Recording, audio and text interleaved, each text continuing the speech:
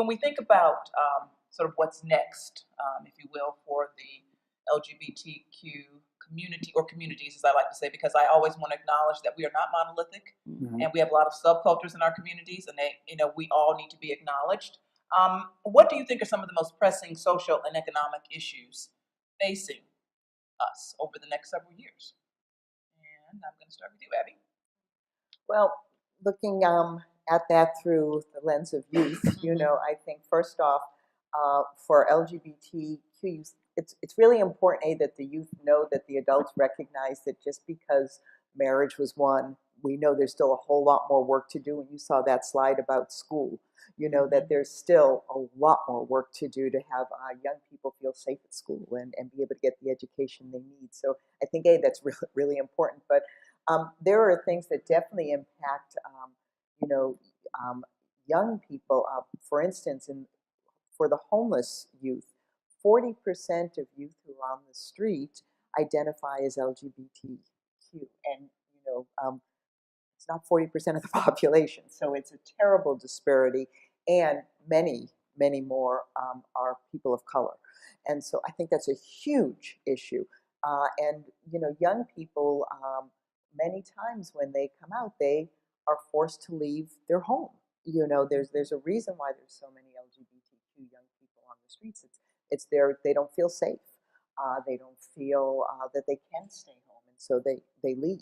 That's really important. So I think addressing homelessness is really key, and also addressing the school environment is really key, because we're going to have a group of young people, and actually for the climate in school, it's in the best interest for all young people to be in a school where you feel safe, because they've done studies that show even if you are not being bullied, if I watch somebody bully you and nobody comes to help you, I don't feel safe. And when we don't feel safe, we don't do well academically. So those are a couple of issues.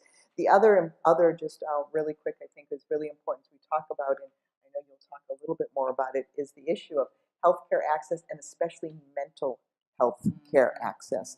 They've done some studies which show that many people who take their life had seen actually their primary care physician within 30 days of doing that. So it means we have to train people better, but also the issue of mental health is really, really important, and culturally competent mental health.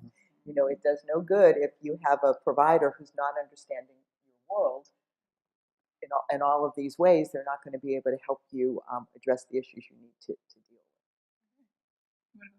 with. Yeah. For me, being a member of the trans community, I felt that this question was particularly hard, because it all depends on the individual.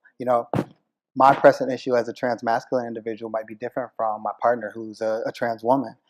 But for me, the root of all these issues are the suppression of human rights. It's like our basic human rights aren't being met. And when that's happening, that leads to violence, that leads to hate crimes, that leads to bullying, that leads to suicide, it leads to all these things. So I think if I want to make like a blanket statement of the whole of what's the most pressing issue, it's definitely the denial of human rights.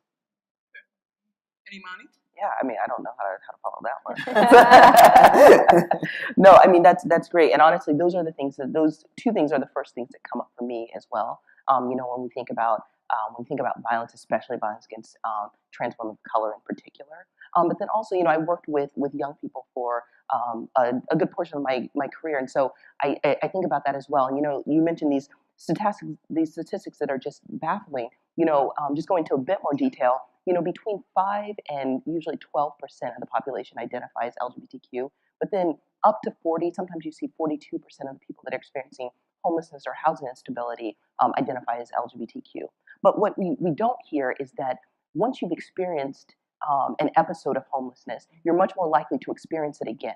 And so when we see this, there's this, without interrupting this cycle, we're watching a part of the community, and this community is the LGBTQ community, cycle in and out of homelessness and housing instability.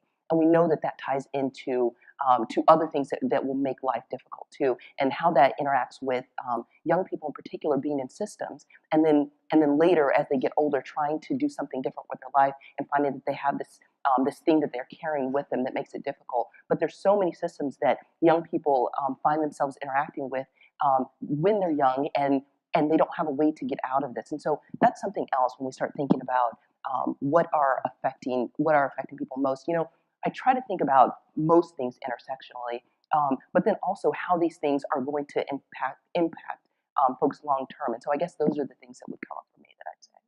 Naomi, from where you sit with regard to the access to the vast array of data that you have, what do you see as some of the key issues?